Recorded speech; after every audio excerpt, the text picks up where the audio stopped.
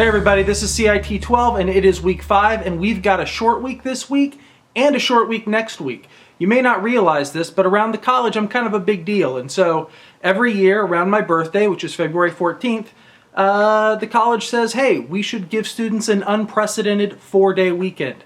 At first I protested, I said that really wasn't necessary, they insisted, and so it's happened every single year that I've been working here at FCC. However, none of that really affects this class because we're online. As for what we need to do this week we're covering a very, very small section. It's actually just a little section called Technology in Focus that happens after Chapter 3. This one is all about the history of the PC, and so it's a lot smaller. It should be a lot easier to do your quiz this week because you're going to have to flip through fewer pages.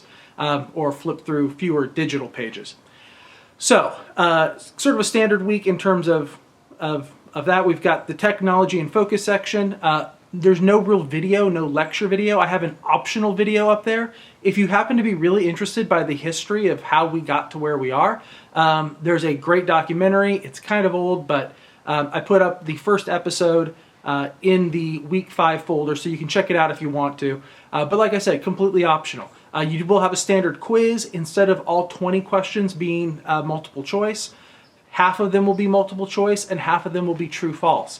And that's just because we had to grab extra questions from the pool because the section is so small. Now for your discussion, you're going to be looking at something that was kind of a new technology, at least a couple years ago when I first introduced it, and now is something you probably actually have heard of and seen, maybe even used, and that's 3D printing. The idea that, kind of like a printer can print ink on a sheet of paper, 3D printers can print layers of various materials. It could be plastic, usually for the home models it's plastic, but it could also be aluminum or even a sort of a material that's kind of like a wood pulp that eventually becomes wood-like. And so you put very thin layers of material and you actually create a three-dimensional object from nothing, right? From a digital file. And so 3D printing is sort of a big topic. I want you to take a look at a video. It's a TED Talk by a Lisa Harunian, and you don't have to watch the whole thing. The first 8 minutes, 40 seconds is, I think, what I recommend. If you want to continue watching it, it's like 15 minutes for the whole thing. But she talks a lot about 3D printing, what it is, where it's going, and some of the uses for it.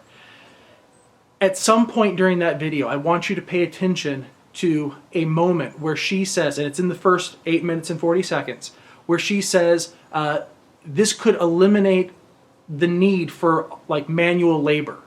And when she says that, the crowd, you can kind of barely hear them because they're not really mic'd very well, but you can hear them kind of go, oh, and start to applaud. TED attracts people from all over, but CEOs of big corporations and big companies. And so when somebody says, we could eliminate the need for manual labor, and these business leaders and societal leaders all applaud, that should tell us something.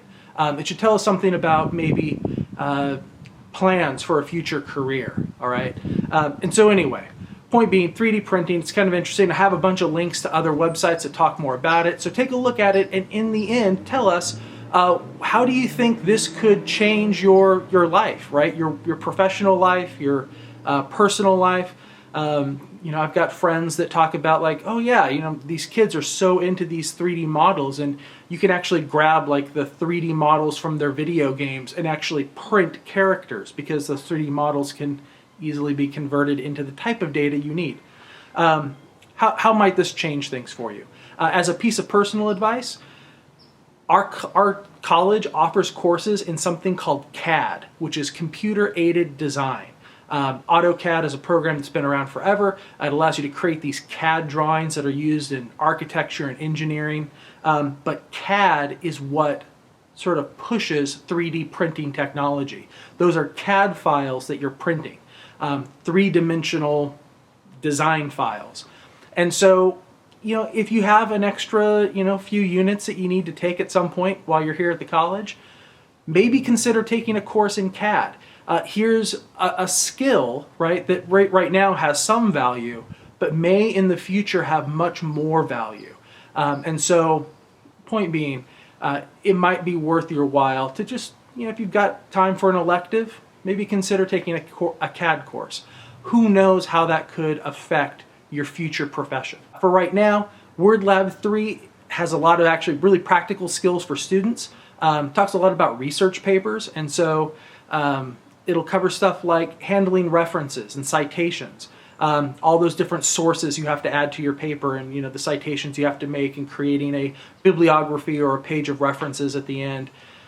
All of that is covered in this week's lab. I don't even know if English teachers still bother to teach people how to format for MLA and APA and all this sort of stuff, because Word will do it for you automatically. So helpful in this lab, as well as there's some stuff on columns and images and things like that that are kind of helpful for research papers, but are also really helpful for things like producing a newsletter, for your child's school club or whatever.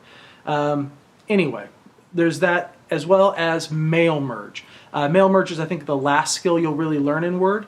Mail merge is still something that's used quite often, and the idea of mail merge is that we're creating a Word document that has in it placeholders, things that we're not actually going to put in the information, but it's just a place where we can grab information from a data source, let's say an Excel spreadsheet or an Access database, and we can put that information into our Word document. So we might create, let's say, a letter that says, "Dear," placeholder for first name, placeholder for last name, comma.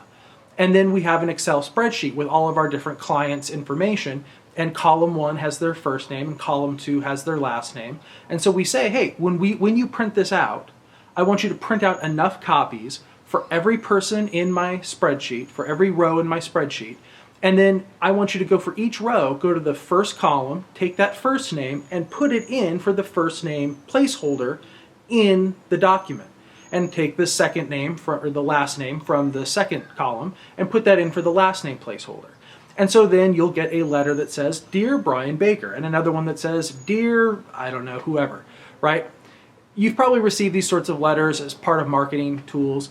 And so that may or may not be as popular a way of marketing today, but that same concept can still be used to create everything from name badges for conferences to mailing labels to actually send out paper sort of letters and stuff that you might use for marketing, to sending out invoices, right? A lot of people keep all of their orders and invoices in a database like Access, and you can use mail merge to send out invoices for work you've done or whatever. Point being, there's a lot of uses for mail merge, and so it's a pretty useful skill to have.